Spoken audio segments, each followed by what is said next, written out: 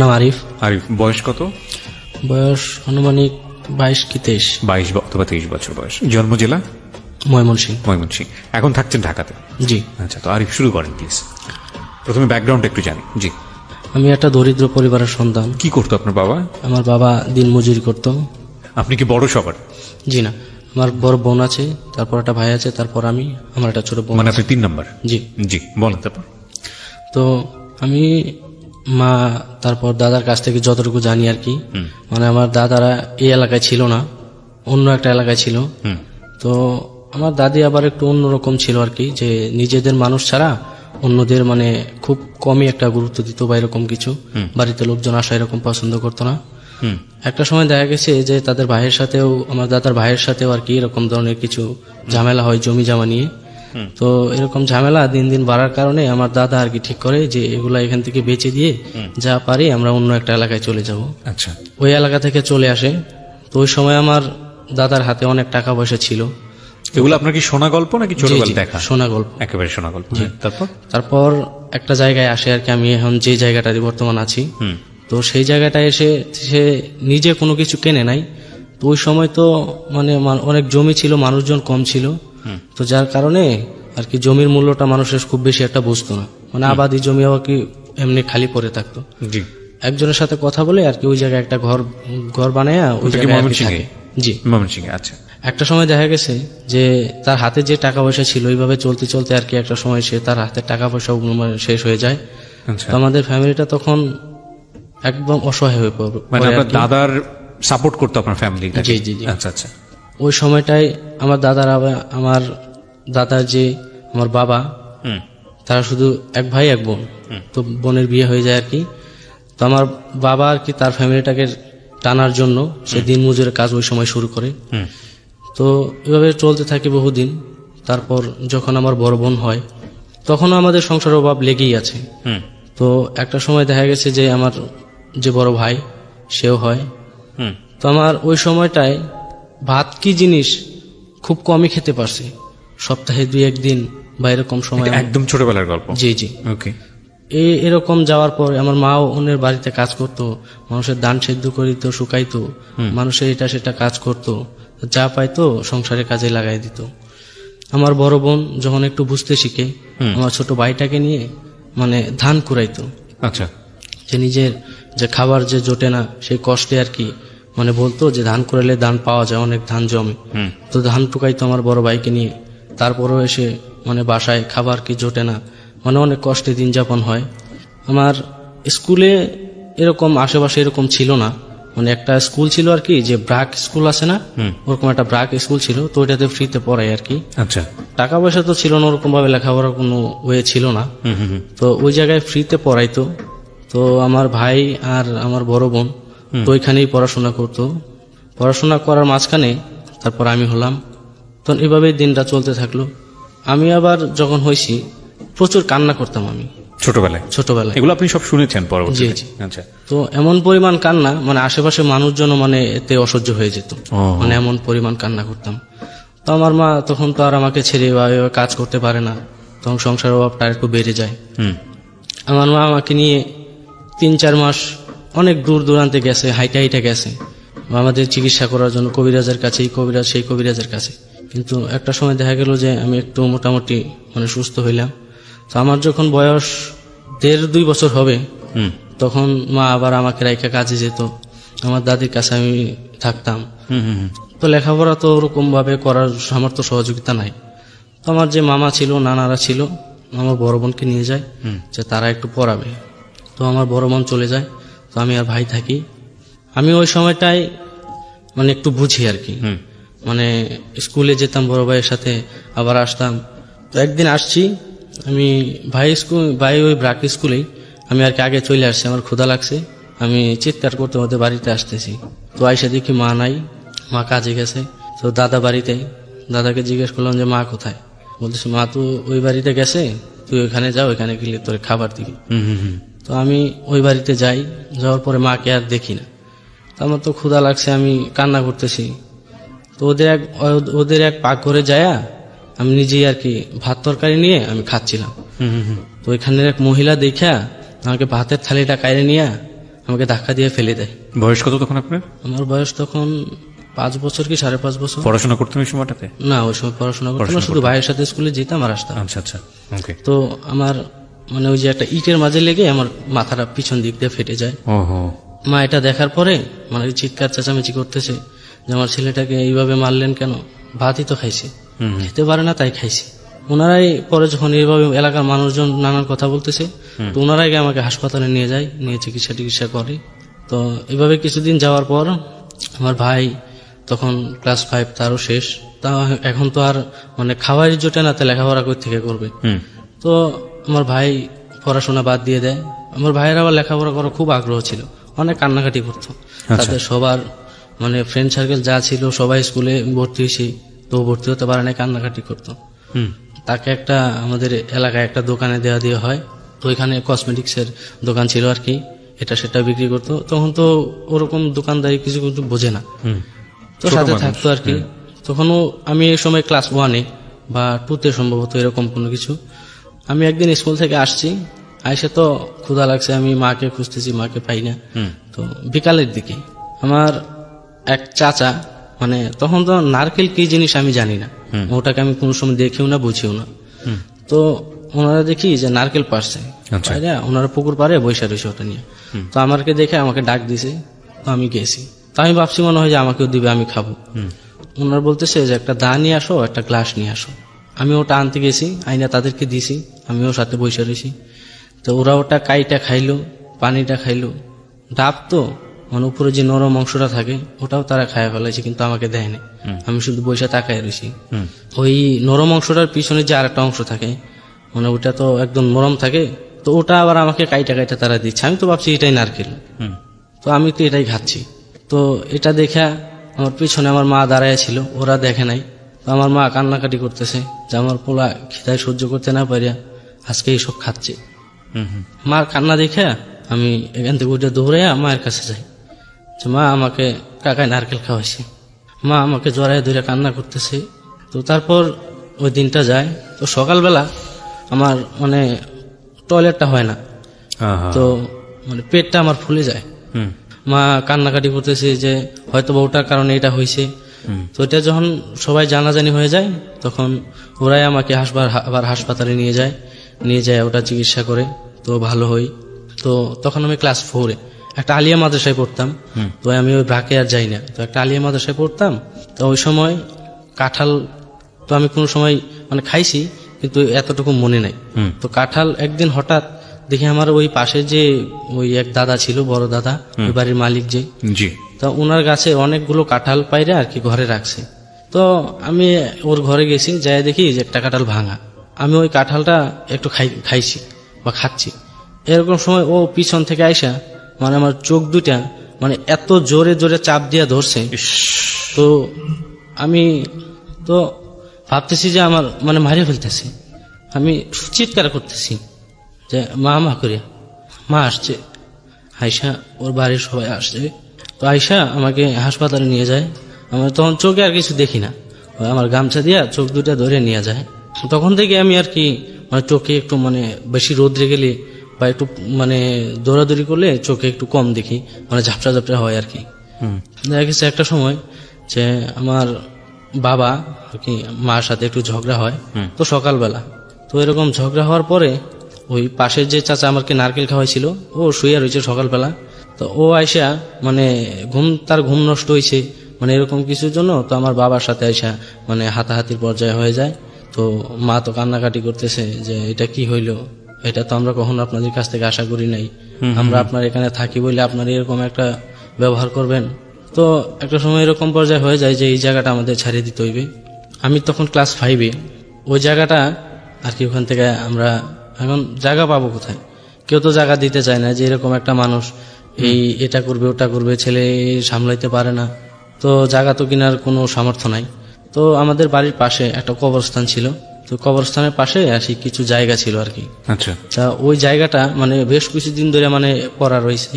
তো ওনার সাথে কথা বলিয়া মানে মানে অনেক রিকোয়েস্ট করিয়া মানে করা হয় যে এই জায়গাটা আমাদের জন্য দেওয়ার জন্য, আমরা একটা ঘর বানিয়ে আমরা এই জায়গাটায় থাকবো। ওনারা তো আমাকে তারাই দিতেছে, তো আমরা এখন কই যাবো, আপনারা যদি না দেখেন। ওই জায়গাটায় আমরা আসি, আসার পর আমি যখন ক্লাস 5-এ তখন এই এলাকার কিছু ছেলেদের সাথে আমার পরিচয় হয়। তো পরিচয় হওয়ার পরে তো ওদের সাথে খেলাধুলা করতাম, দৌড়াদৌড়ি করতাম, স্কুলে যাইতাম। তো তাদের মাঝে একটা ছেলে ছিল, তা ওনার আবার একটা ফ্রেন্ড ছিল, ওনার বাবার একটা দোকান ছিল। ছেলেটার নাম কি ছিল? ছেলেটার নাম মাহমুদ। ওকে। ওনার একটা ফ্রেন্ড ছিল, ওর একটা বাবার দোকান ছিল, মুদি দোকান। তা ওইখানে ওই সময় বিড়ি পাওয়া যেত। তো ও আবার কি করতো, ওর বাবার দোকান থেকে টাকা পয়সা চুরি করে নিয়ে আসতো, আর এটা সেটা খাইতো। তো ওই বিড়িও সাথে নিয়ে আসতো, ওরা খাইতো। তা আমি তো খাইতাম না, আমি ওই সময় এইসব কিছু বুঝি না। তো একটা সময় দেখা গেল যে ওদের সাথে থাকতে থাকতে আমি ওটা খাওয়া শুরু করলাম। আমি তখন ক্লাস 5-এ পড়ি। ওটা খাওয়ার পর তখন বেশ কিছুদিন খাইছি। খাওয়ার পর একদিন মা দেখে ফেলে বলতেছে, এরকম একটা পরিবারে আসিস তুই, এত কষ্ট, তারপরেও তোদেরকে আমরা কোনো সময় কষ্ট বুঝতে দিই না, তোরা আমাকে এইভাবে কষ্ট দিবি কেন? তো ও বলতেছে যে ঠিক আছে, তো তুমি আমাদের স্কুলে ভর্তি হও, আমি কথা বলাই দিয়ে তোমাকে ভর্তি করে দিই। ওই জায়গায় আমি ক্লাস 2-তে ভর্তি হই। আচ্ছা। ক্লাস 2-তে ভর্তি হওয়ার সময় স্যারে বলতেছে একদিন ইংরেজি পড়তে বলতেছে। তো আমি ইংরেজিটা খুব একটু কম পারি, কিন্তু বাংলাটা আমি মোটামুটি পারি। তো ও বলতেছে যে তুমি তো এটা পারো, তাহলে তোমার স্পিড তো একটু বলার ভালো, তাহলে তুমি ক্লাস 3-তে ভর্তি হয়ে যাও। তো আমি স্যারকে গিয়ে বললাম, হেড স্যারকে।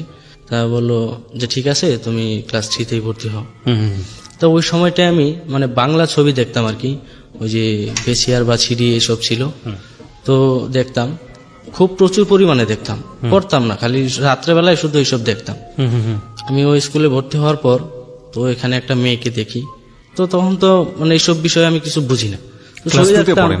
হ্যাঁ, ক্লাস 3-তে। হ্যাঁ, তো ছবি দেখতাম যে নায়ক নায়িকাদের পিছনে দৌড়ায় বা এটা সেটা করে। তো একটা সময় তারা দেখি মিল হয়ে যায় বা প্রেম টেম এই সেই। আমিও ভাবলাম যে আমি ওইটার সাথে প্রেম করবো, মেয়েটার সাথে। ওই মেয়েটার সাথে কথা হয়, ওর সাথে কথা হয়, দৌড়াদৌড়ি খেলা এই সেই দিন কাল কাটতেছে ভালোই। ক্লাস 3-তে যখন আমার শেষ হয় তখন আমি ক্লাস 4-এ উঠি। তো ওই মেয়ের সাথে আমার মানে খেলাধুলা কথাবার্তা এই সেই হচ্ছে।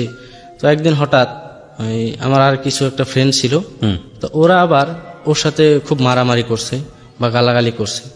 তো এটা আবার ওই মেয়েটা কান্না করতে যায় তার বাবারে বলছে। বলার পর তো ওর বাবা স্কুলে আসছে, আইসা বলতেছে এই ছেলেটা তো এরকম, মানে এমন খারাপ খারাপ ভাষা বলছে। তো ও আবার ওকে মারতে চাইছিল। তো স্যার আবার বললো যে আমি থাকা অবস্থায় আপনি এখানে একজন স্টুডেন্টের গায়ে হাত দিবেন, তো সেটা তো আসলে ভালো দেখা যায় না। তারপর ওই স্যার আবার ওকে প্রচন্ড মারে। তো আমি দাঁড়াই ছিলাম সাথে। তো দাঁড়ায় থাকার পর আমার মানে আমিও কান্না করতেছি যে ওই ছেলের সাথে তো আমিও ছিলাম, মেয়েটাকে আমার নামে কি বলছে নাকি, আমাকেও মারবে।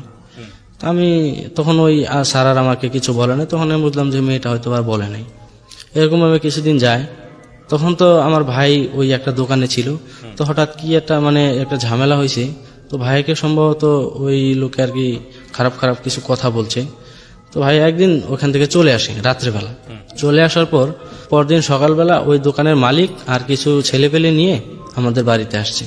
কিন্তু রাত্রেবেলা যে ভাই যে বাড়িতে আসছে, কিন্তু সে বাড়িতে আসে নাই, সে জানি কোথায় চলে গেছিল, তো বাড়িতে আসে নাই। আচ্ছা। তো ওই মালিক আসছে, আসার পর বলতেছে যে আপনার ছেলে তো আমার টাকা পয়সা নিয়ে দোকানের মালামাল নিয়ে তো পলায় চলে আসছে। তো আমার মা তো শুইটা প্রায় একদম বেহুশ হওয়ার মতো অবস্থা। তো মা কান্নাকাটি করতেছে যে আমার ছেলেটা এখন তাহলে কোথায়, ছেলেটা কোথায় সেটা তো আমরা জানি না, সেটা তো আপনারা জানবেন। আমার টাকা পয়সা সব আপনারা আবার আমাকে ফিরিয়ে দিবেন। তো টাকা পয়সা ফিরিয়ে দিবে কই থেকে, আমার ভাইকেই খুঁজে পাওয়া যাচ্ছে না। মানে মা তো তখন কান্নাকাটি করতেছে। তো চারদিক দিয়ে খোঁজাখুঁজি লেগে যায়। আমাদের যে বাজার ছিল, তো হঠাৎ ওই বাজারে খোঁজাখুঁজি করতে গিয়ে ওর একটা ছেলের সাথে দেখা হয়, আমাদের এলাকারই। তো ও বলতেছে তো আপনার ছেলেকে তো আমি ওই জায়গায় দেখছি, ওই জায়গায় বৈশা কান্নাকাটি করতেছে। তো আমরা সবাই ওখানে যাই, যে ভাইয়াকে নিয়ে আসি। তো পরে ওর সাথে কথা বলা হয় যে কি হয়েছিল, তুমি ওখান থেকে চলে আসছো কেন? তো আমাকে বলতেছে যে আমি নাকি ওই তার দোকান থেকে টাকা চুরি করছি, তো এটা সেটা নিয়ে সে আমাকে মারে, যার জন্য আমি রাত্রেবেলা চলে আসছি। তো ওনাকে পরে ভাইয়াকে আর দোকানে দেওয়া হয় না, তো ভাইয়া বাড়িতেই থাকে। তারপর আবার কিছুদিন পরে আবার ওই ময়মনসিংহ আমাদের একটা এলাকায় তো একটা বড় ছিল আর কি, দোকান ছিল। তা আবার ভাইয়াকে ওটাই দেওয়া হয়, ওটা ভাইয়া থাকতেছে। তখন আমি ক্লাস 4-এ আমার শেষের দিকে।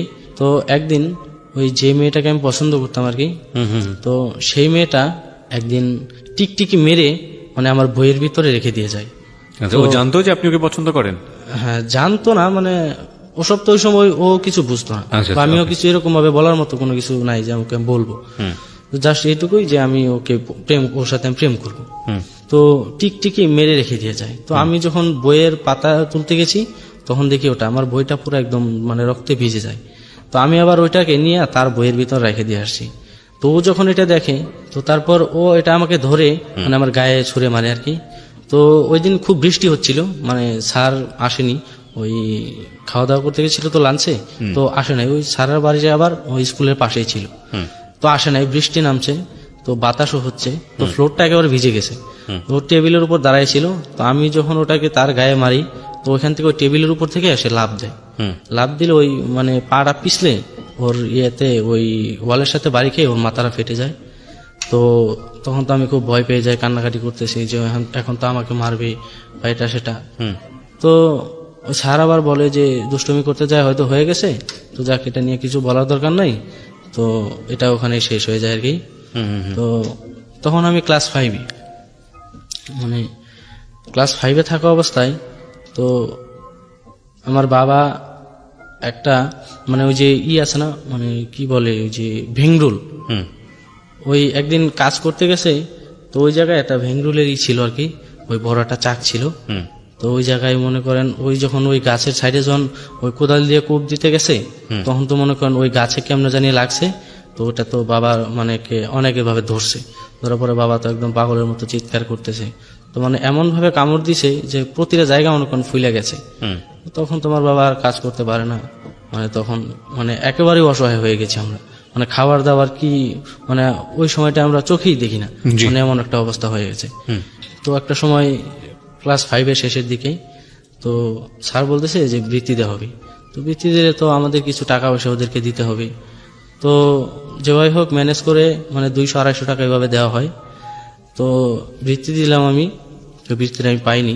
তো ওই জায়গায় একটা ঘটনা হচ্ছে, মানে আমি ছোটবেলা থেকে ক্ষুধা সহ্য করতে পারতাম না। তো যখন ওই দিনে 2টা পরীক্ষা হইতো, একদিনে 2টা পরীক্ষা। তো আমি পরীক্ষা দিয়ে একটা পরীক্ষা যখন শেষ করে নিচে নামছি, স্যারকে বলছি স্যার খিদা লাগছে, মানে কিছু খায়া তারপর ঢুকি আবার পরীক্ষা দিতে। তো আমি যখন হোটেল নিয়ে গেছে, তো ওই সময় দিয়েছে কি রুটি, 3টা রুটি দিছে, মানে একটা মিষ্টি দিছে। তো রুটিগুলো খুব শক্ত ছিল, তো আমার তো ক্ষুধা লাগছে, আমি রুটিগুলো জোরে টান দিছি, মানে রুটিগুলো আমার হাতে রয়ে গেছে, প্লেটটা কোনো মানে ছিটে পড়ে গেছে, প্লেটটা খুঁজে পাচ্ছি না। তো এটা নিয়ে স্যার বলতেছে যে এইভাবে তো আসলে মানে এত তাড়াহুড়া করার মতো কিছু নাই। তো স্যারে একটু বকাঝকা বললো যে মানুষের সামনে মানে কি এইসব তো আসলে ঠিক না। তো আচ্ছা ঠিক আছে, ওটা পরীক্ষা শেষ হলো, আমি আসলাম, মানে বৃত্তি তো আর পাইলাম না। তো ওই মেয়েটা আবার মানে ওইখানেই থেকে যায়, যে তার বাবা রেখে দেয়, ও একটু ভালো ছিল পড়াশোনায়, তো বলতেছে ও পরের বছর বৃত্তিটা দিবি। তো ওর সাথে আমার 1 বছর গ্যাপ হয়ে যায়। তো আমি তখন ক্লাস 6-এ ভর্তি হই। ভর্তি হওয়ার সময় মানে ভর্তি হতে গেলে তো এখন তো টাকা লাগবে। তো আমার একটা ছোট খালা ছিল, তো ওই খালা আবার আমাকে টাকা দেয় ভর্তি হওয়ার জন্য। তো আমি ক্লাস 6-এ ভর্তি হই। তো দিনকাল ভালোই চলতেছে। ওই মেয়েটার সাথেও মাঝে মাঝে আমি ওর বাড়ি যেতাম, ও আমার বাড়ি আসতো, মানে কথাবার্তা হইতো। তো ক্লাস 6টা মোটামুটি ভালোই কাটে। তো ওই সময় আমার ফ্রেন্ড সার্কেলদের সাথে সম্পর্কটা আর একটু হয়, মানে রাত্রে রাত্রে আমি ঘুরতাম, ওই যেখানে সেখানে বসে আড্ডা দিতাম। তো বিড়ি সিগারেট এসব তো খাচ্ছি ওই সময়টাতেও। তো ক্লাস 7-এ যখন আমি উঠি, তখন আমার মা অসুস্থ হয়ে যায়, মানে চোখের গোড়ায় মানে নালি বলতে কোনো একটা কিছু আছে, মানে চোখটা ফুলে যায় উপরে, তো ওটা দিয়ে পানি পড়ে। তো এরকম অবস্থায় তো আমাদের ওরকম কোনো অবস্থা ছিল না যে চিকিৎসা করব। তো আমার এক চাচাকে বলে কয়ে যে আমাদেরকে কিছু গ্রামের মানুষ থেকে সাহায্য করেন, আমরা মার চিকিৎসা করব। তো এরকম কিছু করার পরে কিন্তু তারপরেও এরকম টাকাটা ওঠে নাই, মানে আমার চিকিৎসার জন্য পুরো খরচাটা হয় নাই। তো ওই যে আমি যে মেয়েটাকে পছন্দ করতাম, ওর বাবা আবার ধানের ব্যবসা করতো। আচ্ছা। তো ওই মেয়ের বাবার কাছ থেকে আমি 2000 টাকা মানে আমার বাবা আর কি ধান নেয়। তো ধান নেওয়ার পর তো মা ভালো হয়, চিকিৎসা করায়, তাকে অপারেশন করে ওই জায়গায়। তো একটা সময় ভালো হয়। তো ওই টাকাটার জন্য সে বাবাকে বলতেছে টাকাটা দেওয়ার জন্য। তো টাকাটা দিতে পারতেছে না, তো এই জন্য অনেক ঝামেলা টামেলা হয়। তো ওই পাশের বাড়ি একটা ছেলে মানে মানুষের ক্ষেত্রে ধান কাটতো। তো আমিও চিন্তা করলাম যে মানে ওর কাছে দেখি যে টাকা পয়সা সেটা কিনে। তা আমিও করলাম যে আচ্ছা ঠিক আছে ভাই, তাহলে আমাকেও আপনার কাছে নেন, আমিও ধান কাটবো, ধান কেটে আমি ওই টাকাটা আমি দিয়ে দেবো। তো ওর সাথে আমি ধান কাটি প্রায় 1-1.5 মাসের মতো। তো আমি 2000 টাকা ওই ওই চাচাকে দিয়ে দিই। তো ওই সময়টাই ওই যার সাথে আমি ধান কাটতাম ওর সাথে আমার একটা ভালো সম্পর্ক হয়ে যায়, সবকিছু ওর সাথে শেয়ার করতাম, সেও আমার সাথে সবকিছু শেয়ার করতো। তা ওই সময় তো খুব বেশি একটা টিভি ছিল না, ওই এলাকা থেকে আসার পর তখন আমি আর টিভি দেখতে পারি না। তো ও আবার ওর একটা ভাবি ছিল, তো আমার সম্পর্কে আমার চাচি হয়। তা ওই বাড়িতে আবার একটা টিভি ছিল। তো আমি ওইখানে একদিন গেলাম, গিয়ে দেখি ওই বাড়িতে টিভি আছে, তো সবাই টিভি দেখতেছে। তো ওই টিভি দেখার সময় তো ওই যখন মহিলাকে আমি দেখি, তো তার প্রতি আমার একটা কি মানে ব্যাড একটা আকর্ষণ চলে আসে। কোন মহিলা এটা? জি, ওই যে ভাইয়ের সাথে আমি ধান কাটতাম তার ভাবি। তারা ভাবি? আচ্ছা, ঠিক আছে।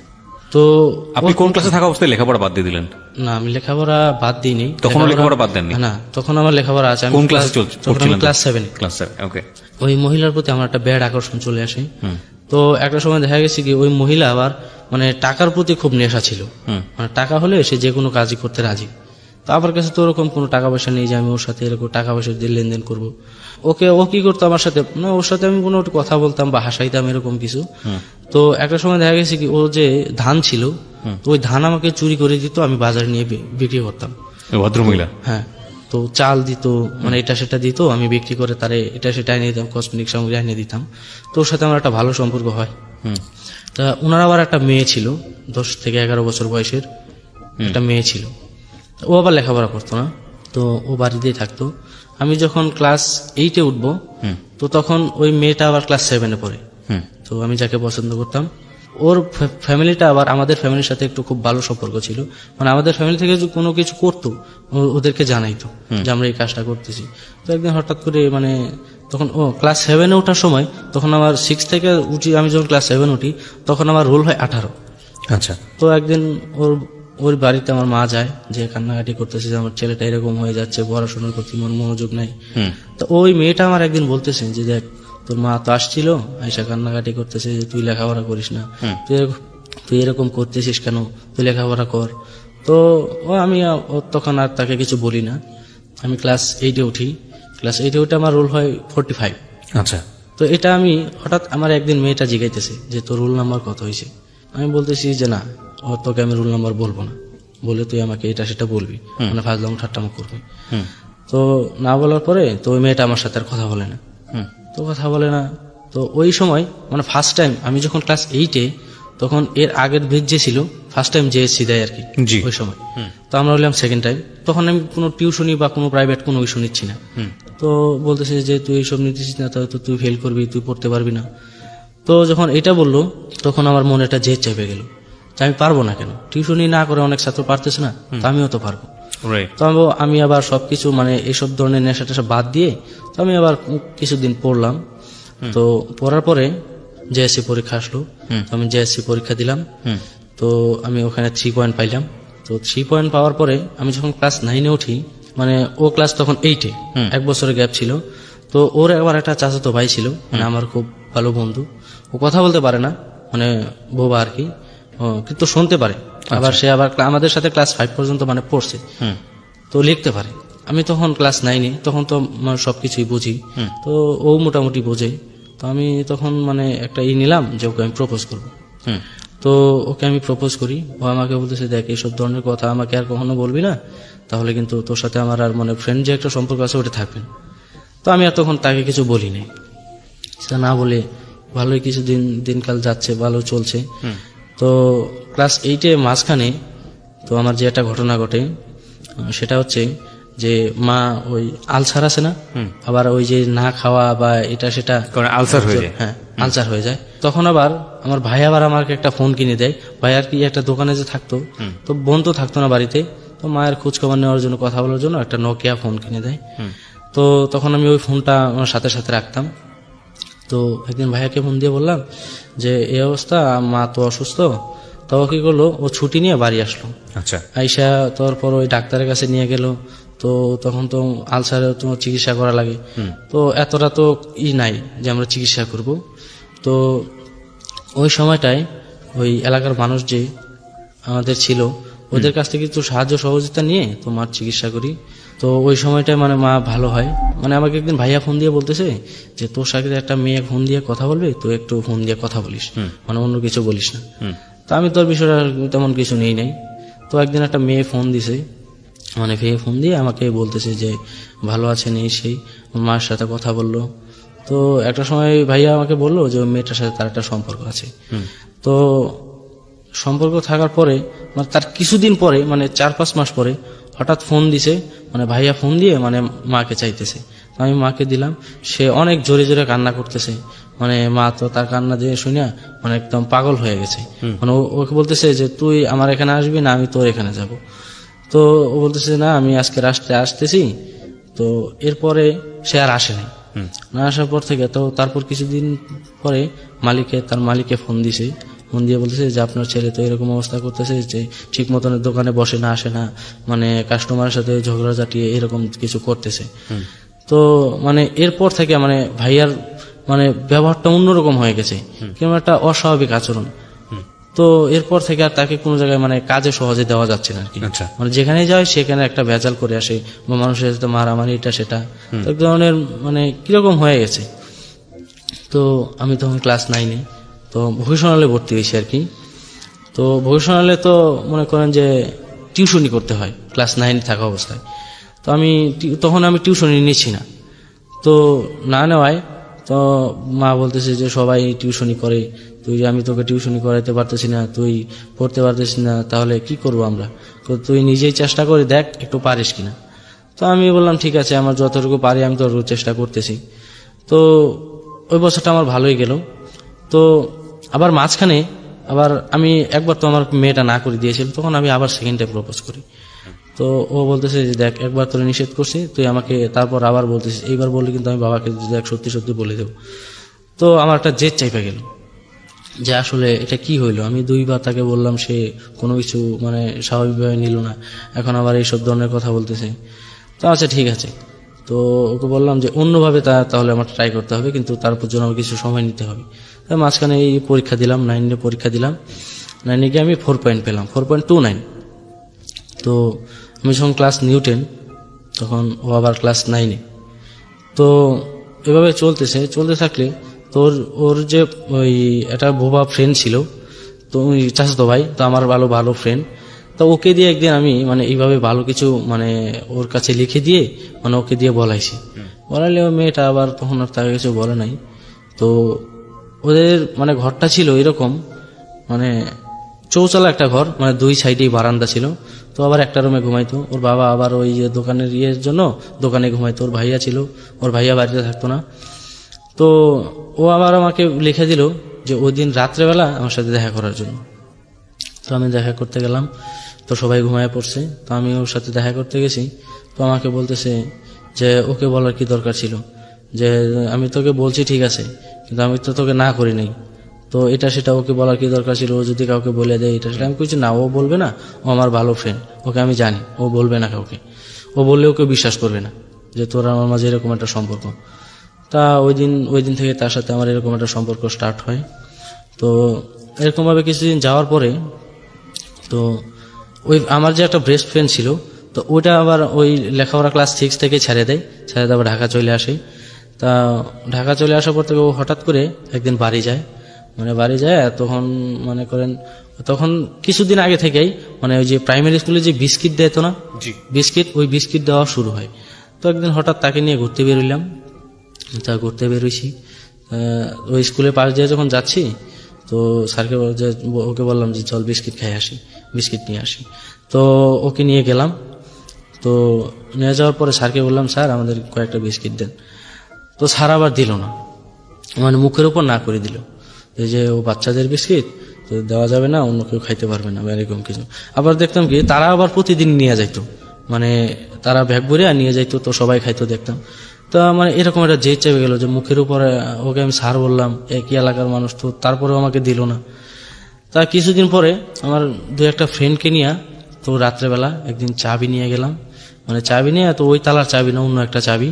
তো চাবি নিয়ে আমরা এটাকে মানে ঘুরাইতে করে এক পর্যায়ে খুলে যায়, তালাটা একটু নর্মাল হয়ে যায়। তো খুলে গেলে তো আমরা মানে যেরকম পারছি সেরকম খাইছি এবং বাড়িতেও নিয়ে আসছি।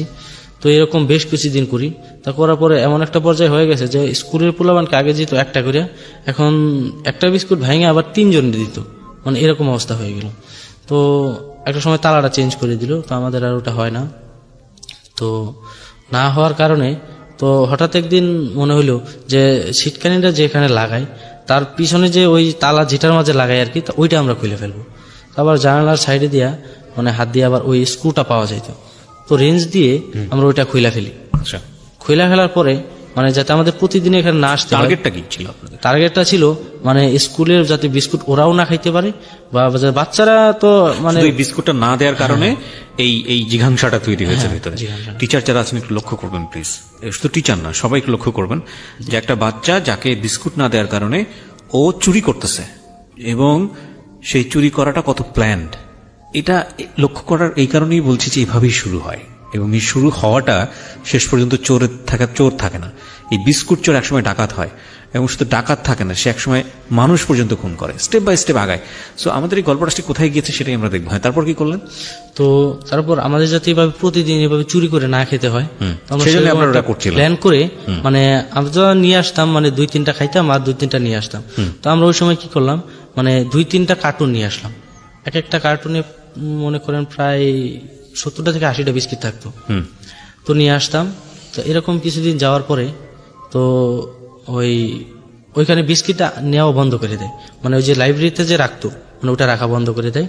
তা ওটা আবার হেড স্যারের বাড়ি আবার পাশেই ছিল, তো ওনার বাড়ি আবার নিয়ে যায় যে ওখান থেকে আইনে প্রতিদিন দেওয়া হবো। তো আমাদের ওইটা বন্ধ হয়ে যায়। তো এভাবে করতে করতে আমাদের ক্লাস 10 পরীক্ষা চলে আসে। তো এসএসসি পরীক্ষা এর 3-4 মাস আগে তো ওই একটা মেয়ের সাথে আমার কথা হয়, ওই একটা রিলেশন থাকা অবস্থায়। জি। তা ওকে আমার দেখে মানে ভালো লাগে, তো ওর প্রতি আমার একটা অন্যরকম আকর্ষণ চলে আসে। তো ওকে আমি একবার প্রপোজ করি। প্রপোজ করার পরে মানে আমার সাথে কথাটা বলতো, মানে এমনি খুব ভালো সম্পর্ক ছিল, ফ্রেন্ডের মতো। তা ও বিষয়টা স্বাভাবিকভাবে নেয় না। আচ্ছা। না নিয়ে ওটা একটা সিনকেট তৈরি করে দেয় যে আমার সাথে এরকম কেন করলো, এটা সেটা। তো মানে অন্য কাউকে বলে না, তাদের নিজের মধ্যে যে বন্ধু বান্ধব ছিল তাদেরকে এরকম ভাবে বলে। তো আমি আর কিছু মানে মনে করি না, তো ফ্রেন্ড সার্কেল বলছে এটা তো কোনো সমস্যা নেই, তো ওরাও তো আমাদের ফ্রেন্ড সার্কেল। তো সেকেন্ড টাইম কিছুদিন পরে আমি আবার তাকে প্রপোজ করি। আচ্ছা। তো প্রপোজ করার পরে তো সে এবার কি করলো, ওর ভাইয়া ছিল, ওর ভাইয়াকে বলে দেয়। ওর ভাইয়াকে বলে দেওয়ার পরে তো আমি এবার একটা মানে আমার মধ্যে একটা জেদ চাইবে গেলো একটু বেশি, যে আমাকে বলছে ঠিক আছে, ওর ভাইয়াকে বললো কেন, মানে আমাকে সরাসরি এইভাবে না করলেই পারতো যে আমি জীবনে এইসব কোনো কিছু করবো না বা এইটা সেটা। তোর ভাইয়া আবার আমাকে এসব বলে, তোর ভাইয়ার সাথে আমি উল্টা মানে ঝগড়া একটা শুরু করে দিই, একটা ওর সাথে আমার হাতাহাতি হয়। তো বিষয়টা মনে করেন যে 2-1 জানাজানি হয়ে যায়, তো আমি ওটা ওখানে স্টপ করে দিই। তো মানে আমি চিন্তা করে রাখি যে জীবনে যদি পারি আমি ওর একটা ক্ষতি করে দেব, মানে বড় ধরনের কোনো একটা ক্ষতি করে দেব। ওর বাবা আবার মনে করেন যে মাছের ব্যবসা করতো, মানে ওই পুকুরে আর কি, ওই যে মাছের ব্যবসা করতো। কিন্তু ওদের এরকম ছিল যে ওই দোকান থেকে অনেকগুলা মাছ ছাড়তো, তো দোকান থেকে আবার ওই যে মাছের যে খাবারগুলা ছিল ওগুলা বাকিতে নিয়ে আসতো, বাকিতে নিয়ে আসা যখন মাছগুলা বিক্রি করবে তখন টাকাটা একবারে পরিশোধ করে দিবে, এরকম অবস্থা ছিল। তো আমি আবার ভাবলাম যে ঠিক আছে, আমি ওদের বড় কোনো একটা ক্ষতি করে দেবো, তো সুযোগ একটা আসুক। তো এভাবে মানে পরীক্ষার 2-2.5 মাস আছে। তো এর মাঝে আমার একটা ফ্রেন্ড ছিল, মানে আমার এলাকা থেকে অন্য এলাকার একটা ছেলে, তোর বাড়ির পাশে আর একটা মেয়ে ছিল। তো ওই মেয়েটা আবার মানে ওই মেয়েটাকে একটা ছেলে আবার ডিস্টার্ব করতো, মানে ওর সাথে সম্পর্ক করার জন্য। তা এই কথাটা মানে ওই ছেলেটা এমন ভাবে মানে এলাকায় প্রচার করছে, মানে ওই ছেলের এলাকা আমাদের স্কুলের আশেপাশে যে এলাকাগুলো আছে ওই আশেপাশের এলাকাগুলো জানতো, মানে ছোট ছোট বাচ্চা থেকে শুরু করে মানে বয়স্ক মানুষরাও পর্যন্ত জানতো। আচ্ছা। তা ওই মেয়েটা যখন স্কুলে যেত তখন ওই বাচ্চারা পোলাপানা ডিস্টার্ব করতো, ওকে বলতো যে এই ছেলে বউ যাচ্ছে, আমাদের ভাবি যাচ্ছে, এটা সেটা। তো এইসব কারণে ওই মেয়ের বাবা আবার ওকে প্রতিদিন স্কুলে নিয়ে যেত, আবার নিয়ে আসতো। তো একদিন স্কুল থেকে আসছি আমরা, আইসা আমার একটা চাচার দোকান ছিল, ওই দূর সম্পর্কের চাচা আর কি, ওইখানে আমরা মানে বেশি সময় দিতাম, দোকানে যাই বসে থাকতাম। তো আমরা বিকালের দিকে ওখানে বসে রয়েছি। তো বসে থাকার পর দোকানে 2টা ঝাপ ছিল, একটা ঝাপ খোলা, একটা ঝাপ বন্ধ করা। তো ওই মেয়েটা যে দিক দিয়ে যাচ্ছে আমরা দেখি নাই। তো আমরা সবাই দোকানের ভিতরে বসে মানে হাসাহাসি করতেছি, কথা বলতেছি। তা ওই মেয়েটা আবার মানে ওর বাবাকে গিয়ে সামনে গিয়ে বলতেছে যে বাবা ওই মেয়ে ছেলেগুলো আমাকে দেখে এইভাবে মানে হাসাহাসি করছে বা এর খারাপ ধরনের কিছু কমেন্ট করছে। তো ওইসব বলার পরে ওর বাবা আসলো আমাদের এখানে, এসে বলতেছে যে আমার মেয়েটাকে কি তোরা লেখাপড়া করতে দিবি না, বা এটা সেটা তোরা এইভাবে বলতেছিস কেন, মানে ডিস্টার্ব করিস, মানে তোদের কি মেয়েটা আপনাকে পছন্দ করতো না? না না, ওই কি আপনার কি গ্রুপ হয়ে গিয়েছিল, 4-5 জন মিলে একসাথে ঘুরতেন? হ্যাঁ 4-5 জন মিলে একসাথে ঘুরতাম আর কি। আমরা 5 জন ছিলাম এক গ্রুপে। 5 জন ছিলেন। এই 5 জনকে লেখাপড়া করতেন? হ্যাঁ এই 5 জনই লেখাপড়া। কোন ক্লাসে পড়তেন? ক্লাস 10। ক্লাস 10-এ পড়ে। আর মেয়েটা কোন ক্লাসে পড়তো আমি সঠিক জানি না। না না, ওই মেয়েকে ভালো লাগে নাই, ওই মেয়েকে আমরা কোনোদিন দেখিও নাই। তো ওই মেয়েকে আবার ওই যে আমাদের এক ফ্রেন্ড ছিল ওই এলাকার একটা মেয়ে, তা ওই দিক দিয়ে যাতে অন্য একটা ছেলে তাকে ডিস্টার্ব করতো। তো আমরা তো এইসব জানতাম কিন্তু কখনো কোনো কিছু বলতাম না। ওই ছেলেটা আবার আমাদের সাথে পড়তো, যে ছেলেটা আবার ওই মেয়েটার সাথে প্রেম করার জন্য মানে ডিস্টার্ব করতো। এরকম হাসাহাসি করতেছি, ওর বাবা এসে আমাকে বলতেছে যে আমাদের বলতেছে যে তোরা তো যা শুরু করছিস, আমার মেয়েটা তো এখানে থাকতে দিবে না বা পড়ালেখা বন্ধ করে দিতে হবে, তোরা এরকম করতেছিস কেন, তোরা কি খুব বড় এটা সেটা হয়ে গেছিস, মানে যা পারে মুখ দিয়ে তাই বললো আর কি। তো এলাকার মানুষ এটা নিয়ে খুব ভালো একটা দেখলো না, চিল্লা ফিল্লা করলো, লোকজন জড়ো হয়ে গেছে। তো আমরা তখন কিছু বলি নাই। তো ওখান থেকে চলে আসছি। চলে আসার পরে মানে ঘন্টাখানিক পরে মনে হয় ওর ভাই আবার হোন্ডা নিয়ে বাড়িতে আসছে। এসে আমাদের যে কয়জন ছিলাম, তো ওই এলাকার মানে যে কয়জন ছিল সবারই নাম অ্যাড্রেস নিয়ে গেছে, যে তোদের নামে আমি ওই ইফটিজিং এর মামলা করবো, তোদের পরীক্ষা আমি বন্ধ করে দেবো, তোরা যেমন আমার বোনের জীবনটা নষ্ট করতেছিস, লেখাপড়া ধ্বংস করতেছিস, তোদের জীবনটা আমি এইভাবে লেখাপড়াটা ধ্বংস করে দিব। আচ্ছা। তো আমার মা এটা শুনে এত কান্না করতেছে যে এত দূর পর্যন্ত আসলাম, এত কষ্ট করার পরে এখন এখানে আইসা যদি এই অবস্থা হয় তাহলে তো মানে আমাদের জীবনটা তো কষ্টেই গেছে, ওদের জীবনটা আরো বেশি কষ্টে যাবে যদি লেখাপড়াটা না করতে পারি। তো ওই এলাকার মানুষের কাছে হাতে পায়ে ধরে আর কি এরকম একটা করা হয় যে দেখেন যেটা করছি তো ভুল হয়ে গেছে।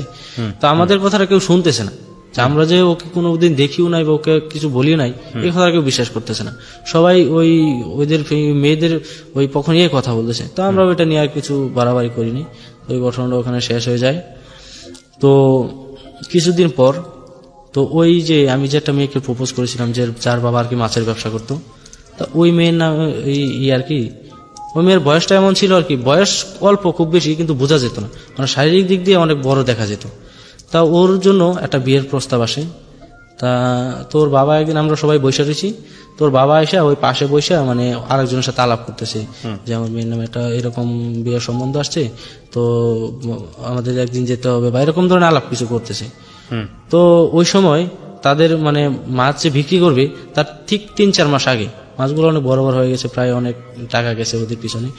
তো আমি এরকম একটা সুযোগের জন্য ওয়েট ছিলাম। তো আমার মানে তো আমি হঠাৎ করে বলতেছি যে না এই ক্ষতিটা আমি ওদের করে দেবো, মানে ওই মেয়েটার বিয়ে যাতে না হয়, ওই মেয়েটার লাইফ যাতে আর কোনোভাবে দাঁড়াইতে না পারে সেই ব্যবস্থাটা আমি করে দেবো। তো ওই কারণে মানে আমি ওই যে ধান খেতে যে কীটনাশক গুলা দেয় না, ওগুলো তো খুব বিষাক্ত থাকে। তো ওই কীটনাশক গুলা আমি ওই পুকুরে ছেড়ে দিই, মানে ছেড়ে দেওয়ার মানে রাত্রেবেলায় ছাড়ি। তো সকালবেলা যখন মানে আমি ঘুম থেকে উঠি তো তখন মানে যা মানে এলাকার যে একটা ছড়ায় গেছে তোর মাছ সব মারা গেছে, মানে এখন তো ওদের মানে একেবারে পথে বসার মতো, পথে বসে গেছে অলরেডি, মানে এমন অবস্থা, আমাদের চেয়েও খারাপ অবস্থা হয়ে গেছে এখন। তো ওই মেয়েটা তো ওই সময় আর লেখাপড়া বন্ধ হয়ে যায়, তো লেখাপড়া করতে পারে না। ওর বাবাও মানে এমন একটা অবস্থা ছিল যে কাজ করবে মানে অন্যের জমিতে যে কাজ করবে বদলা দিবে সেটারও অবস্থা। সেটাকে বলেন আমাকে। মানে ওই যে এই তার যে বিয়ের প্রস্তাব চলছিল, তা ওই সময় আমি জেদের বসে যে ওই মেয়েটাকে আমি যে প্রপোজ করছিলাম ওটা সে না করে দিয়েছে, যে না করে আমাকে না করে দিয়েছে। এখন তার বিয়ের সম্বন্ধ আসছে, তো আমি তার বিয়েও তা হতে দেবো না, ভেঙে দেবো, বা এটা তো আমার সরাসরি যায় পারবো না, ওদের একটা ক্ষতি করে দেবো যাতে এই বিয়ের সম্বন্ধের কথাটা যাতে সহজে আর না করতে পারে তারা।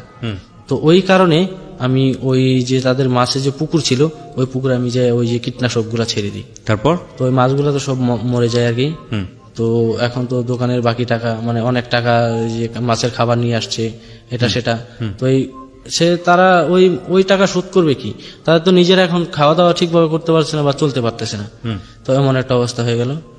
তো এই অবস্থার পরে তো আমার এসএসসি পরীক্ষা, তো আমি তো তখনও আমি টিউশনই করি না, মানে টিউশন নিই না। তো আমার একটা মনে ভয় ঢুকে যায় যে এসএসসিতে যদি ফেল করি তো তাহলে তো মানে একটা বছর আমার গ্যাপ যাইব, তো আমি কবে কি করব। তো আমি আবার কি করলাম, ওই 1-1.5 মাস মানে আমি খুব মনোযোগ সহকারে পড়লাম, মানে সবকিছু বাদ দিয়ে ওই মেয়ের টেনশন আমি বাদ দিয়ে তো পড়লাম। তো পড়ার পরে আমার এসএসসিতে পরীক্ষা দিলাম, তো এসএসসিতে রেজাল্ট হলো 4.62। আচ্ছা। তো আমি তো এবার মহা খুশি যে আমি না পড়ে এটা সেটা, তো আমি তো ভালো রেজাল্ট করলাম। তো রেজাল্ট করার পরে যখন আমি ইন্টারমিডিয়েট ফার্স্ট ইয়ারে ভর্তি হব, তো আমি আর বলতেছি যে না আমি ভর্তি হব না, আমি চাকরি করব। আচ্ছা, যে আমার ফ্যামিলি, আমার মা বাবা অনেক কষ্ট করছে, তো আর কত, আর তো এখন আর কষ্ট আমার এখন আর মানে এখন তো আমি মোটামুটি কিছু হইলে করতে পারবো, তো তাদের জন্য আমি কিছু করব, যাতে অল্পতে যাতে ওই আমার ফ্রেন্ড যে ছিল ও ক্লাস 6 থেকে মানে ওই ঢাকা চলে গেছে, তো ওর একটা অভিজ্ঞতা হয়ে গেছে, যে ও বলতেছে যে অভিজ্ঞতা থাকলে যে কোনো জায়গায় চাকরি পাওয়া যায়, ভালো ভালো চাকরি পাওয়া যায়। তো ওই জিনিসটা আমার মাথায় লাগলো যে আমিও তাহলে এখন যদি শেষ লেখাপড়া যে পর্যন্তই করি, চাকরি তো শেষ পর্যন্ত করতে হবে।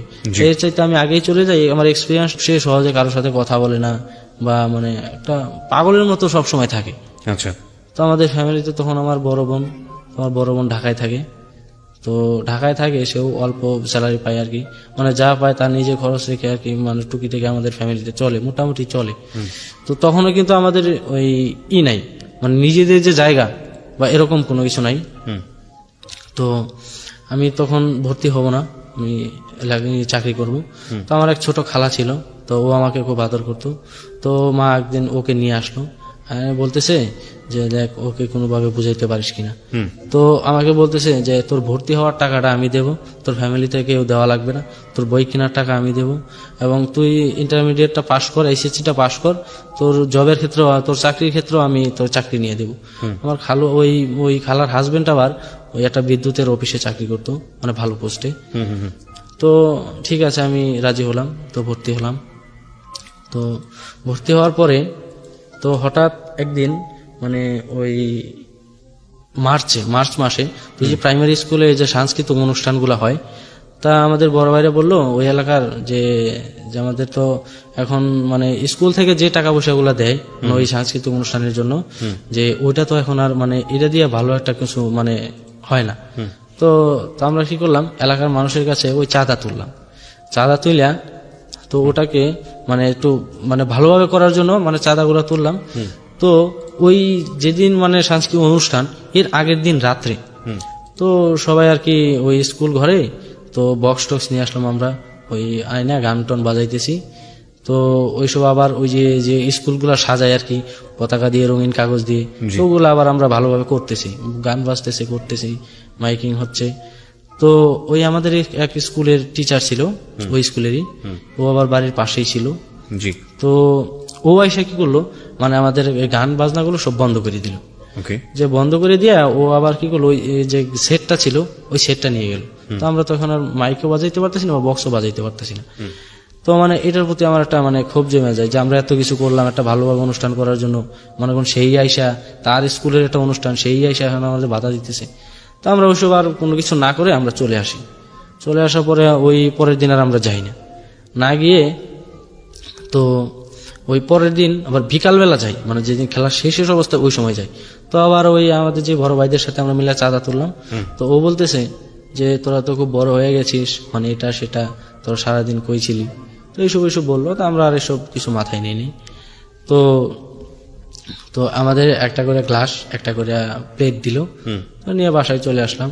তো বাসায় চলে ওই দিন রাত্রেবেলা মানে 2-3 জন মিলে যে এইসব সম্পর্কে আলোচনা করতেছি, যে বিষয়টা কি হইলো, এত কষ্ট করলাম, গান বাজাবো, আমরা একটু আনন্দ করব, তো এটা সে করতে দিল না।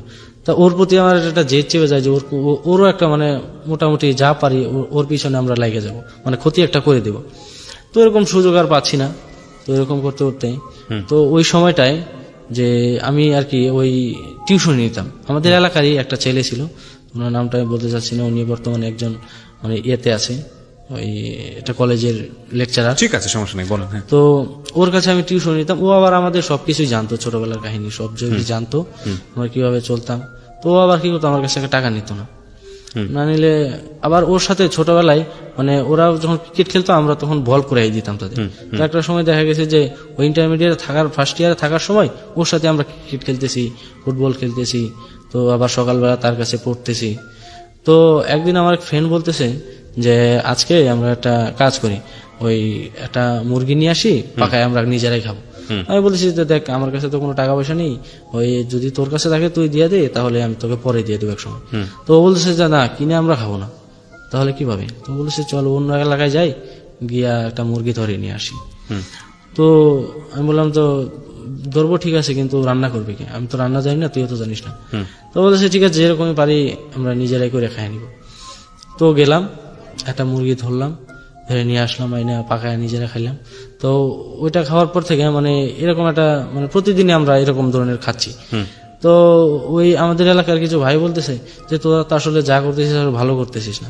তো আমরা বললাম যে ভাই কি করলাম আমরা, যে ও বলতেছে তোরা যেভাবে ধরে ধরে খাইতেছিস তো আমাদেরকে কোনো সময় তো খাওয়াস না। তখন আমি বললাম যে ভাই আপনারা তো মানে আমরা এসব জানি না যে আপনারা এসব খান বা আপনারা বললে যাবেন, আপনারা তো আমরা জানি যে বললে উল্টা আমাদেরকে বকাচকা করবেন। তো তারপর থেকে খাওয়ার এটা একটু বেড়ে যায়। তো বললাম যে আমরা তো আপনারা যে খাবেন তো পাক শাক তো ভালো হয় না, রান্না বাড়া করতে পারি না। রান্না বাড়া করার চিন্তা করার দরকার নেই, রান্না বাড়ার লোক আমার কাছে আছে। তো ওই সময় জানি না আমি যে কে রান্না করে দিই। তো আমরা সবকিছু রেডি করে নিয়ে আসলাম, মুরগি ধরে নিয়ে আসলাম।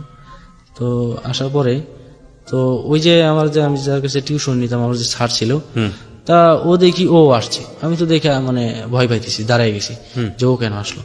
তা ও এসে বলতেছে যে রান্না ওই করবে। তখন থেকে তার কাছে তার ভিতরে একটা মানে তার সাথে একটা আন্ডারস্ট্যান্ডিং হয়ে গেল, ফ্রি একদম।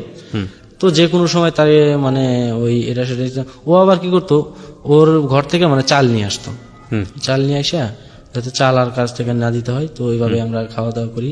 তো অনেকদিন যায়। তো একদিন এভাবে করতে যেয়ে আমরা একজনের কাছে ধরা খেয়ে যাই আর কি। আমিও মুরগিটা আমার হাতে নিছি ধইরা, মানে ওই মালিকও চলে আসে। তো এরপর থেকে মনে করেন যে আমাদের এটা বন্ধ হয়ে যায় আর কি, একটা বিচার হয় যেভাবে তারা গ্রামাঞ্চলে এরকম করতেছে, আমাদের এটা সেটা নিয়ে আমাদের ক্ষতি করতেছে। তো আসলে তো আমরা তাদের কাছ থেকে এটা আশা করিনি, তো এরকম কেন করবি, আমাদের তো এলাকারই সন্তান। তো অনেকে অনেক কথাই বলে, তো ঠিক আছে আমরা আর এসব করবো না। তো চলে আসি।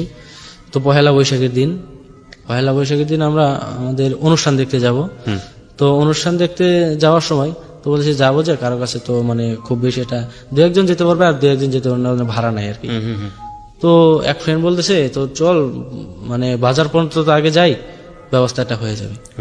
তা ও আবার বাজারে যাওয়ার আগে মানে কি করলো, মানে সুপারি আছে না, ওই সুপারি পারলো, হ্যাঁ সুপারি চুরি করলো প্রায় 100-র মতো, 100 থেকে 150 হবে এরকম। তো আমরা ওটা বাজারে নিয়ে বেচার পরে প্রায় 250-200 টাকার মতো পেলাম। তো ও বলতে তখন র্যান্ডম করতেছিলেন আপনারা, যেখানে যেটা পান চুরি মানে করা, ওইটাই ফার্স্ট টাইম মানে সুপারি চুরিটা। তো মানে ওই টাকার অ্যামাউন্ট একটু বেশি ছিল, মানে একটা সুপারি 1 টাকা 1.5 টাকা বিক্রি হতো এরকম অবস্থা। তো ও মানে এটা একদিন যাওয়ার পর তখন বলতেছে যে না তাহলে আমরা এটাই করব, মানে এক ফ্রেন্ড বলতেছে তাহলে এটা তো ভালো, মানে দৈনিক যদি এরকম 2-1টা করতে পারি তাহলে তো ভালো। তখন আমরা কি করতাম, একদিন প্রায় ওই দিনের বেলা আমরা ঘুরে ঘুরে দেখতাম যে কোন জায়গায় কি আছে, মানে কোন জায়গায় ভালো সুপারি আছে বা ওটা রাত্রে পারা যাবে বা ভালো আছে। তো দিনের বেলা বিকাল বেলা ঘুরে ঘুরে দেখতাম, রাত্রে বেলা যেতাম। তো একদিন রাত্রেবেলা প্রায় 1 বস্তার মতো আমরা সুপারি পারি, বাইরে আমরা ওটা বাজারে নিয়ে যাই। তো বাজারে নিয়ে ওটা ওই দিন খুব কম দামেই বিক্রি করতে হয়, কারণ ওই ছোট ছিল বড় ছিল। তো এটা দেখে ও খুব নিতে চায় না, ওই দিন রিকোয়েস্ট করে ওকে দিলাম এগুলো আমরা এখন কোথায় নিব। তো ও বুঝতে পারছে যে এটা আমরা চুরি করে নিয়ে আসছি। তো ও তো আমাদের বুঝতে পেরে ও শুধু শুধু মানে কম দাম বলছে এরকম, যে না যদি কম দামে না দাও তাহলে তোমাদের জিনিস তোমরা নিয়ে যাও। তো আমরা ওটা কম দামেই বিক্রি করি। তো আরেকদিন আমরা একটা প্ল্যান করি, মানে এটা এই আমার পরীক্ষার মানে ইন্টারমিডিয়েট পরীক্ষার ফার্স্ট ইয়ারের পরীক্ষা কিছুদিন আগে। আচ্ছা। তো ওই প্ল্যানটা করি এরকম যে আমাদের যে ওই যে রেজিস্ট্রেশন করতে হবে বা টাকা, তো আমি চিন্তা করি যে একদিন তাহলে একটা বড় ধরনের কিছু করি, মানে বেশি করে পারি যাতে আমাদের এই টাকাটাও হয়ে যায়, মানে মোটামুটি ভাবে কিছু ধরনের হয়ে যায়। আচ্ছা। তো ওই দিন প্রায় আরো 3-4 জন মিলে প্রায় 6-7 জন, তো আমরা প্রায় 5-6 বস্তার মতো সুপারি এরকম জমা করি রাত্রেবেলা, প্রায় রাতের 12টা 12:30টার দিকে। তো আমরা যখন এটা ঠেলা গাড়িতে করে বাজারে নিয়ে যাই, তো মানে ওই বাজারে যাওয়ার সময় মানে মেন রাস্তাটা ওঠার সাথে সাথে মানে আমাদের ওই চাকাটা হাওয়াটা চলে যায়, তখন তো আর টাইনে নেওয়া যায় না। তো মানে রাস্তায় দাঁড়ায় রয়েছে বস্তাগুলো নামিয়ে, তো একটা রিক্সা দেখলাম আসতেছে, তা ওকে মানে দাঁড় করাই দেখি যে আমার এলাকার এক লোক। তখন তো আমরা ভয় পেয়ে গেলাম। তো এখন যদি বলি যে না আপনি চলে যান, আমরা এসব আপনার দিয়ে যাবো না, তখন বস্তা বলতেছে যে বস্তায় কি, বললাম যে বস্তায় কিছু না আপনি যান। তা ও আবার কি করলো, যে ও আবার বললো যে না ঠিক আছে বস্তায় যাই থাক, আমি কিছু বলবো না, কিছু আমাকে দিস তাহলেই হবে। ওকে। তো আমরা একটু সাহস পেলাম, তো বস্তা নিয়ে গেলাম ওই রিক্সা করে। তো নিয়ে গিয়া প্রায় বাজারে ওই লোকরে আবার নিয়ে আসলাম ওর বাড়ি থেকে, যে আমরা এরকম নিয়ে আসছি, আপনি আসেন। তো প্রায় ওই দিন প্রায় 3 থেকে মানে 2,500 টাকার মতো আমরা পাই, মানে ওই 5-6 বস্তা সুপারি দিয়ে। তো একটা সময় দেখা যাচ্ছে যে এটা একটা বিশাল বড় না, যে 5-6 বস্তা সুপারি তো আর এটা না। তো মানে জানাজানি হয়ে যায় যে এর গাছের এটা নাই, ওর গাছের সুপারি নাই, মানে বাগানের সুপারি সব চুরি হয়ে গেছে। তা ওই যে রিক্সা দিয়ে আমরা গেছিলাম, তো ওই রিক্সাওয়ালা কি করলো, আবার ওই এলাকার মানুষের কাছে কিছু কিছু মানুষের কাছে বলে দিল যে এরা করছে। তো ওই একটা সময় দেখা গেল যে ওরা সবাই আসলো, এসে আমাদের ধরলো যে তোরা এইসব কাজ করছিস, তো এখন কি করছিস ওইসব, মানে এইসব কেন করছিস। তো আমাদের প্রতি তোরা একটা প্রায় মানে মারামারি পর্যায়ে হয়ে যায়। তো আমাদেরকে মারতে আসে, মানে একটা বিচারের মাঝে বিচার বসে। তো আমরা ওদের কাছে মানে ক্ষমা টমা চাই। চাওয়ার পরে মানে আমার তখন আর কি যে টাকাগুলো পাইছি আমি প্রায় 1,500 টাকার মতো নিচে, বাকিগুলো সব মানে ওদেরকে বইলা যে আমার এটা পরীক্ষার ফিস দেব, রেজিস্ট্রেশন ফিস, তো তোরা বাকিগুলাই করিস, বা অন্য সময় যে কোনো সময় তোরা আমাকে টাকা না দিস, যাই করি অন্য সময়। তো ওই সময় তো আর মানে এই চিন্তা নাই যে আমরা ধরা খেয়ে যাবো। তো ওরাও ভাবলো যে আচ্ছা ঠিক আছে, এক সময় তো করব। তো আমি ওইটা দিয়ে মানে আর কিছু দিয়া মানে রেজিস্ট্রেশন করি, তো পরীক্ষা দেই। তখনও কিন্তু আমার ওই মেয়েটার সাথে রিলেশন চলতেছে। তো আমি পাস, ওই রেজাল্ট তো আর কোনো খুব বেশি একটা গুরুত্ব দেওয়া হয় না। তো যদিও ক্রস থাকে তাহলে আবার সেকেন্ড ইয়ারে দেওয়া যায়। আচ্ছা, তো ওটা তো আর পাবলিক ভাবে ওই রেজাল্ট আউট হয় না। তো স্যারেরা বলে দিল যে কে কত পাইছে।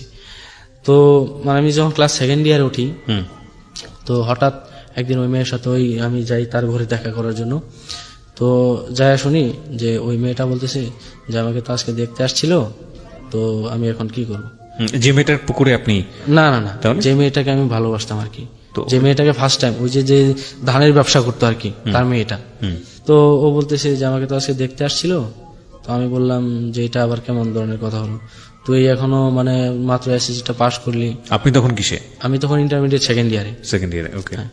তো ও বলতেছে, আমি বললাম যে দেখ আমি তোকে কতটা ভালোবাসি সেটা তুই জানোস, এখন তুই কতটা আমাকে চাস সেটার পরীক্ষা এখন তুই দিবি, মানে তোর বিয়েটা তুই যে কোনো ভাবে ঠেকাবি। তা ও বলতেছে যে আমাকে তো বিয়ে তো না, মানে দেখতে আসছে, এখন বাকিটা কি হয় আমি ওদের সামনে কিভাবে বলবো যে আমি বিয়ে করবো না এখন, এটা সেটা। তা আমি বললাম আমি জানি না, তুই কিভাবে করবি সেটা তুই জানিস। তো বলে আমরা চলে আসি। তো যখন আমি ইন্টারমিডিয়েট সেকেন্ড ইয়ারে মানে কিছুদিন যায়, তো কলেজে যেতাম না, মানে 2 বছর যে কলেজে, মানে 2 বছরের ভিতরে আমি মানে খুব জোর হলে আমি 2 মাস গেছি কলেজে। তো কলেজে যেতাম না, সারাদিন বন্ধু বান্ধবের সাথে আড্ডা, এটা সেটা। তো সেকেন্ড ইয়ারে তখন ওই পাশের এলাকার একটা মেয়ে ছিল, তো ওই মেয়েটার প্রতি মানে আমার ভালো লেগে যায়। তো ওকে আমি প্রপোজ করি। তো প্রপোজ করার পরে আর কি ও রাজি হয়, কিছুদিন ওর সাথে সম্পর্ক চলছে। তো এই কথাটা আবার ওই মেয়েটা জেনে যায়, মানে মানে আমি যাকে ভালোবাসতাম আর কি, ওই মেয়েটা জেনে যায়।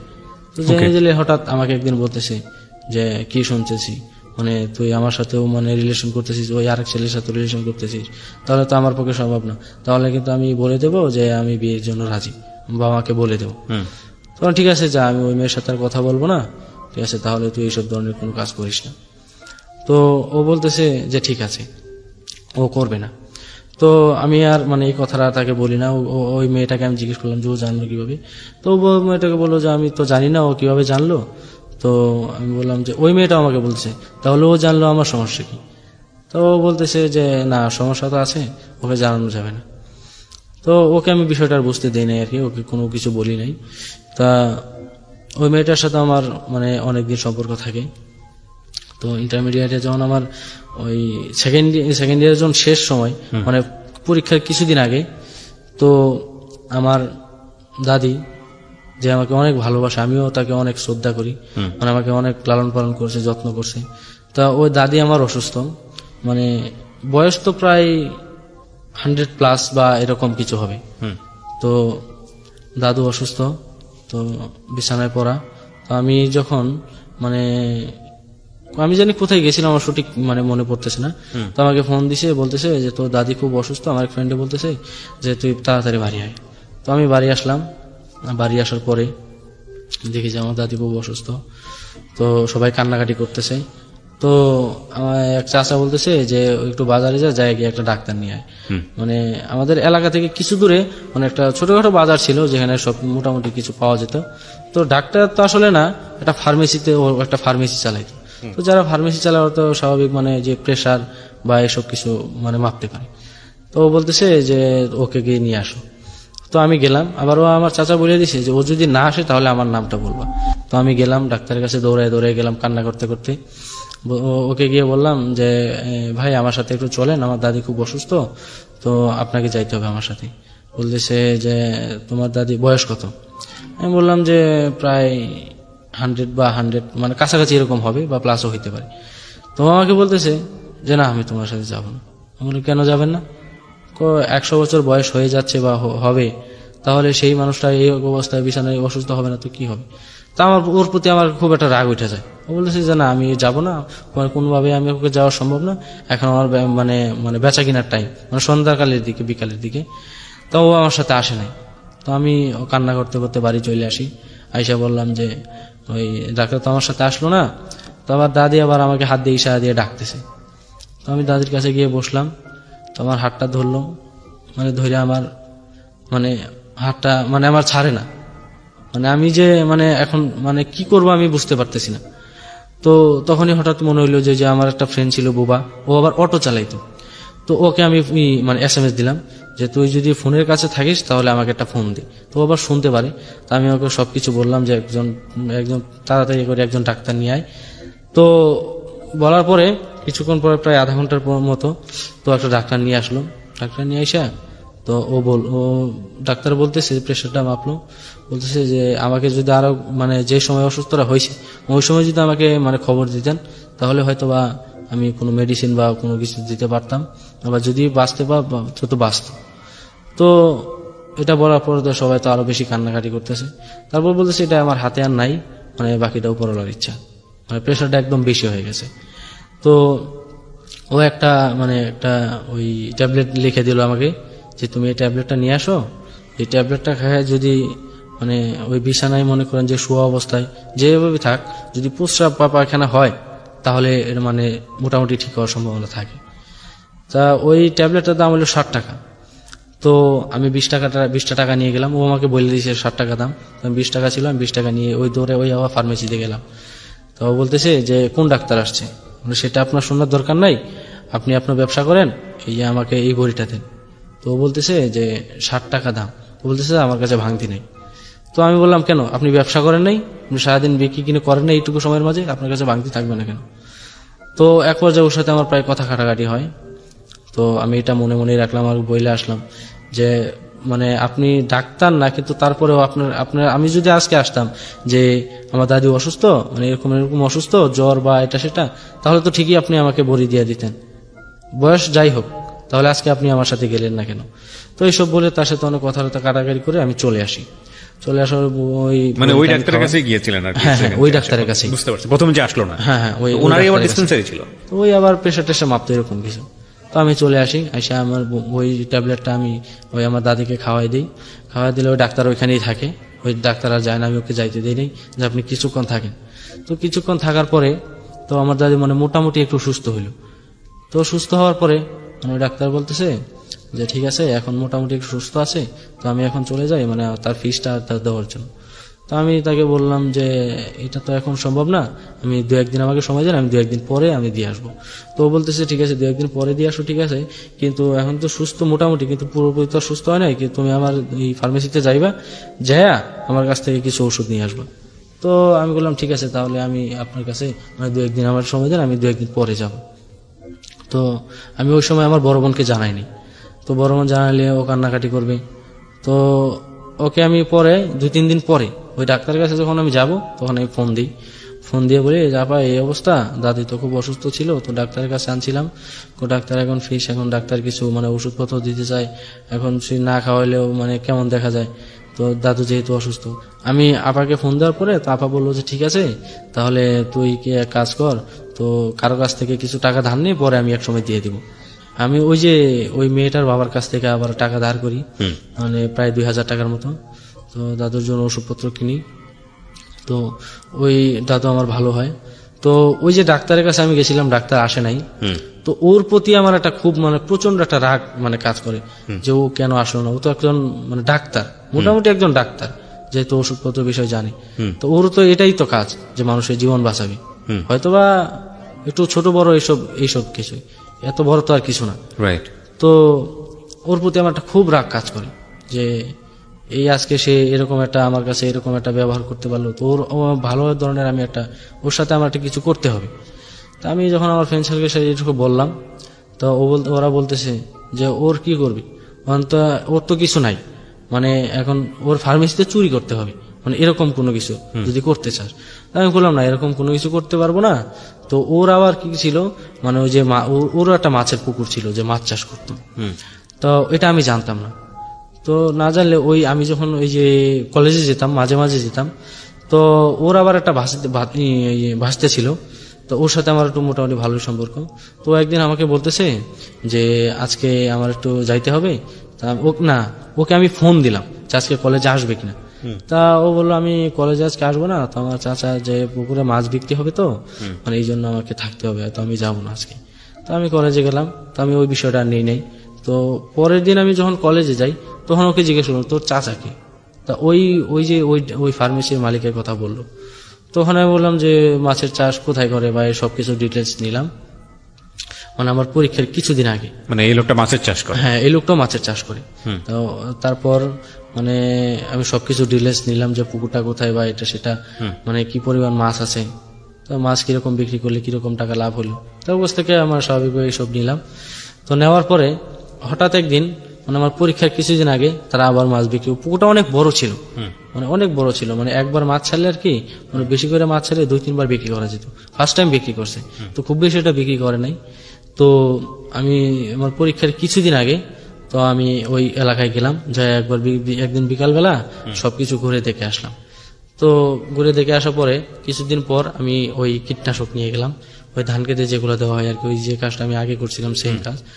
তো আমি গিয়ে ওই বোতলটা ওই যে এটা মুখটা খুলে পুকুরের মাঝখানে মেরে দিয়ে আমি চলে আসি। না, আপনি যে এটা করে আসলেন ঘেরে আবারও আরেকটা পুকুরে মাছ নষ্ট করে দিলেন, আপনি এগুলো মারার পরে কি দেখতেন যে পুকুরটার কি অবস্থা? কখনো দেখেছেন? পরে আর ওই এলাকায় যেতাম, কারণ আমার এলাকা থেকে তো অনেক দূরে, খোঁজ খবর নিতেন না যেখানে কি ঘটেছে? না, সচরাচর ওদিকে যাইনি, যাওয়া হয় না। তো আমার বাবা অসুস্থ, তো বাবা উঠতে পারে না, তো তখন তো মনে করেন যে খুব বেশি এটা সচ্ছল না আমাদের পরিবারটা, মানে বাবা অসুস্থ হয়েছে, বাবাই তো মনে করেন যে একমাত্র ওই দিনমজুরি হিসাবে মানে কাজ করে যা পাইতো তাই দিয়ে সংসার চলতো। তো বাবা অসুস্থ, মাঝখানে অনেক টানাটানি, এই আগের মতো অবস্থা যে আমি তো আর ক্ষুধা সহ্য করতে পারি না। কিন্তু তো তখনও মনে করেন যে ওই দুপুরবেলা যখন আমি কলেজ থেকে আসতাম, ওই তখন তো আর আমি কলেজে পড়ি না, আমি ভর্তি হতে যাব তার কিছুদিন আগে। তো ওই জায়গায় তখন তো আর এই অবস্থায়। তো তখন একদিন আমার বাবা বলতেছে যে বাবা আমি সেই ছোটবেলা থেকে আজ পর্যন্ত আমি এত দূর পরিশ্রম করে আসছি, কিন্তু আমি তোদের জন্য কোনো কিছু করতে পারি নাই, আমার বাবা মার জন্য আমি কোনো কিছু করতে পারি নাই। তো বাবা আমার কান্না করতেছে, আমি বাবাকে আমি কোনোদিন কান্না করতে দেখি নাই। এটা ভয়ঙ্কর রকমের ফিল হয়, এটা আমি জানি না মানে পৃথিবীতে কয়জন সন্তানের এটা দেখার, মানে কাউকে যাতে না দেখায়, কারণ বাবা ছোটবেলা থেকেই সন্তানের কাছে একটা বিশাল বট গাছের মতো বিশাল আশ্রয়স্থল। তো এই মানুষটা যখন কান্নাকাটি করে, এটা যে কি ভয়ঙ্কর হেল্পলেস একটা ফিল দেয়, খুব ভয়ঙ্কর রকমের একটা বাজে ফিল দেয়, এটা আসলে এক্সপ্লেইন করার মতো না। হ্যাঁ, তারপর তো আমার বাবা কান্না করে আমার হাত ধরে বলতেছে যে আমি তোদের জন্য কিছু করতে পারি নাই, তোরা আমার উপর দাবি রাখিস না। খুব দুঃখজনক আসলে। তো তখন আমি ডিপ্লোমায় ভর্তি হই নাই, ভর্তি না হয়ে আমার দোলা ভাই যে ছিল ওর সাথে আমি কোনদিন কথা বলি নাই, এর আগে দেখলো নাই। একদিন আমি ফোন দিলাম আপার কাছ থেকে নাম্বার নিয়ে, যে ভাই এই অবস্থা, আমাকে একটা যে কোনো ভাবেই একটা চাকরিতে ঢুকাই দেন, আমি পড়ালেখা তো আর করবো না, আমি দেখি আমি যে আমার বাবা মার জন্য কিছু করতে পারি কিনা। একটা কোম্পানিতে আমার চাকরি দেয়, আমার 7,000 টাকা স্যালারি ছিল ওই জায়গায়। তো আমি 7,000 টাকা দিয়ে আমার 1,000 টাকা রুম ভাড়া ছিল, আমি আর মানে যা পাইতাম মানে খাওয়া খরচ বাদে আমি সব দিয়ে দিতাম, আমি নিজের জন্য কোনো কিছু রাখতাম না। আপনি বর্তমানে কি করছেন? আমি বর্তমানে ওই নেটের একটা কোম্পানিতে জব করতেছি। ওখানে আপনি কি করেন? হোম সার্ভিস দেন বিভিন্ন, কি কাজ? আপনার কাজটা কি? ওই হোম সার্ভিসটা দেওয়াই আমার কাজ। বিভিন্ন কেবল বাড়িতে গিয়ে টাকা পয়সা তোলা না, নাকি ওই তাদের নতুন করে কানেকশন দেওয়া নতুন করে কানেকশন? বা ওই এতে আপনার কয় পয়সা হয় প্রতি মাসে? এতে আমার 10,000 কত? টাকা স্যালারি আসে। কত? 10-এর মতো। 10-এর মতো। এটা আপনি কি করেন, খেয়ে পরে বাড়িতে পাঠাতে পারেন? হ্যাঁ, আমি আমার নিজের মানে প্রতিদিন যা খরচ হয় মানে ওটা